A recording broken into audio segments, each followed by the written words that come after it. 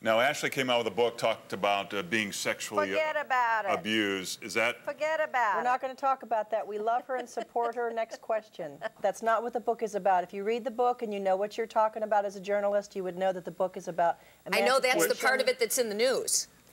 I know because of the news. If you read the book, you'll see what a beautiful book it is, and we support and love Ashley very much. But is it disingenuous to say we're going to open our lives up to the entire world, but don't ask me about anything that's real with our family? Time now, 7:05. A follow-up story. Rory Langford was surprised when he read an article that said his grandfather might have obtained a double eagle coin from 1933. Now, there aren't that many out there because President Roosevelt had ordered them melted down. So the $20 coins are now worth about $8 million. Oh, my. Roy found a family safe deposit box, and there was the coin. And then another, and another, and another. 10 coins, that's $80 million. Thank you, Grandpa. Roy took the coins to the mint to be authenticated a couple of years ago, and the government said, why, yes, they are real, and we'll be keeping them. What? At that time, the government said the coins were stolen government property.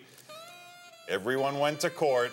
Now, 2 years later, a judge has ruled, but the government is being very careful with its words. The judge says the coins were wrongly taken from a U.S. mint 70 years ago, and Grandpa was somehow involved. Authorities say the coins were improperly removed. Whatever you call it, as it stands now, Roy will not be $80 million richer. He says he'll keep fighting in court for the double eagle coins. What happened to finders keepers?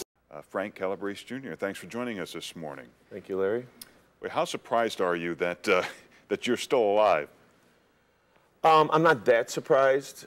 This week, it's crossed my mind a lot because I'm out here in the media. I'm back here in Chicago. But back home now, where I call my home on the West, is it's a pretty normal life. So, you know, I live cautiously, but I don't think about it a lot. Yeah. Why not to go into the witness protection program? For a few reasons. And, you know, one of the big reasons is that, you know, I'm out of here now. I'm not here. I'm not in people's pockets. I'm not pointing fingers at people that are still active.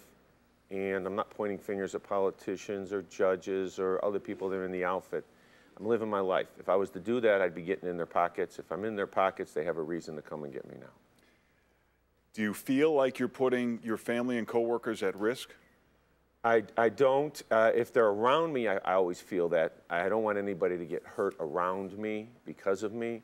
But the fact that I am around, hopefully it takes away the point of somebody trying to hurt somebody because they can't get to me. This book gives amazing insight into the business that you and your family were in. Talk about what you did to make money and how you did it, and what your role was even as a teenager. Well, I learned how to make money a lot of different ways, but the wrong ways. And, you know, we tried to get our hands on anything we could to make money. We tried to find any way we could to manipulate people.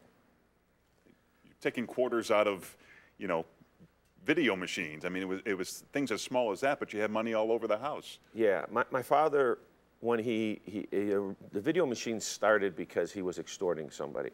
But my father really had a lot of control, and he wanted control over everything. So by having control, you know, we would do the everyday stuff after he extorted a business. Talk about your dad and his violent side as a gangster and his violent side as a father. Growing up, he was a great father. My belief is that as he got older and he became on the radar of the outfit, that they brought him in and he started changing.